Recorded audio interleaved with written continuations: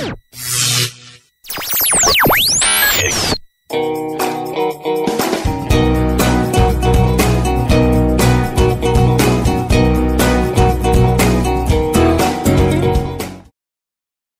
there. Good afternoon and welcome to Prime Time.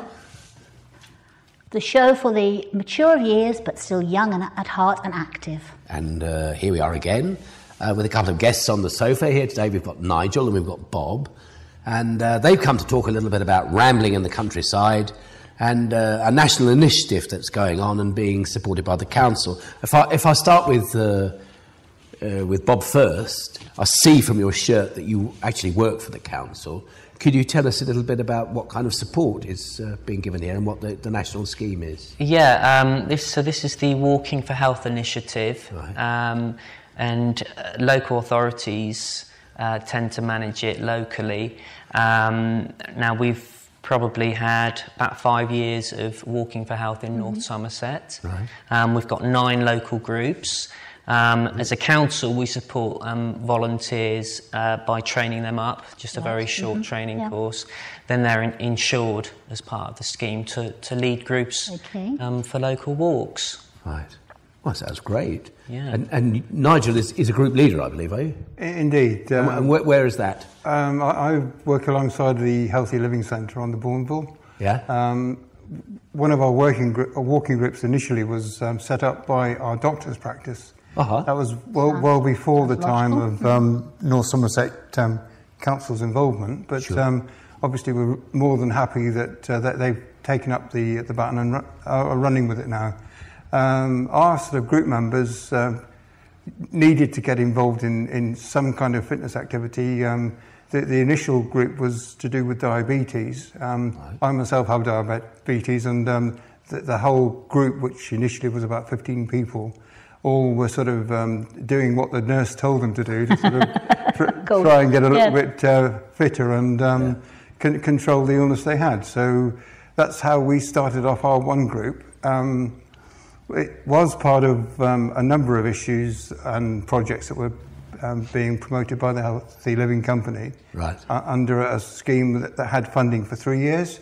And sadly, that scheme, the Positive Wellbeing Project, has finished, but the sort of results of what they did are still sort of alive and kicking. And again, the diabetes group is one of those things, and we're more than happy to sort of promote it because it keeps getting bigger, the group-wise, and we keep getting involved in other little projects which help us to help the community as well. One of the things I do is that I'm a volunteer driver. So we take out people from the Carlton Centre in Weston. Yes. They've got lots of sort of difficulties down there, but by a bit, one of the things we need desperately in the area are volunteer drivers. Okay. We've got the minibuses. We need the people to get qualified as MIDAS trained drivers, so that the insurances that Bob talked about earlier can kick in. Well, I'm sure we'll post that at the end of the programme, all the details for that, people who might want to volunteer. And I mean, don't be shy about coming forward. I'd just like to talk a little bit about the, presumably you get out into the countryside. I mean, one of the great things about this part of the world is the beautiful countryside and the Mendips and all the rest of the stuff all around us. And I assume groups get out into that. Is that what we're talking about? That's definitely what we're talking about. Yeah. I mean, Weston itself has got a lot of really good walks. True. Whether you go up to the Welby Woods or Sound Bay, or even from uphill through to the town centre. Yeah. But because we are lucky enough to have the use of a minibus, we can take up to 15 people at a time out on walks, and we go to Cleveland, Burnham, Portishead, or the Mendips, Burrington, Coombe, those kind of areas.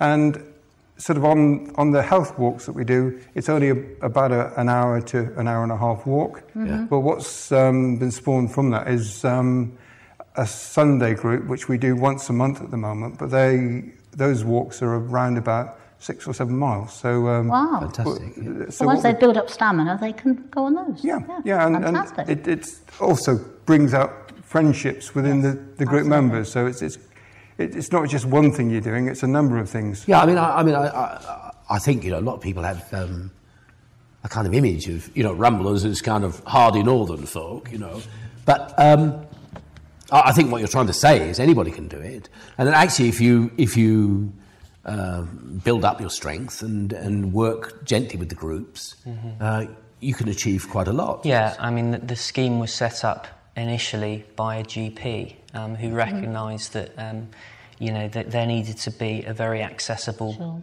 way for people to start to exercise. So it's very much aimed at people often either leading a sedentary lifestyle or people coming back from a long-term health condition. So, they're free, they're led by a group. So, a lot of these barriers around costs and, walking on your own, for example, they're knocked down by this scheme. It's a fantastic scheme. Every group's different. Some groups with lots of volunteers, they do get all over the place around North Somerset. Others are more localised, but there's something for everyone, and we promote them as widely as we can through the libraries, through the local papers. And are all GP practices now on board in order to promote these for you? We're trying really hard. It does depend on the practice. Right. Some of them are really on board and they promote it, as much as they can to the people they think need it. Others are still, I guess, may not recognise the scheme yet. And the longer it goes on, though, I think the more it's getting recognised. Absolutely. Well, thank you both for coming in. Fantastic. It was great. Very good to hear from you. And thank you. And for people out there, feel encouraged to join. And as I said at the end of the programme, we will be posting details of how to get hold of you and the groups and all the rest of the thing. And in the meantime, if that doesn't quite appeal to you, although I don't see why it shouldn't, we did go and have a go at another form of exercise earlier on. We did. Called Tai Chi.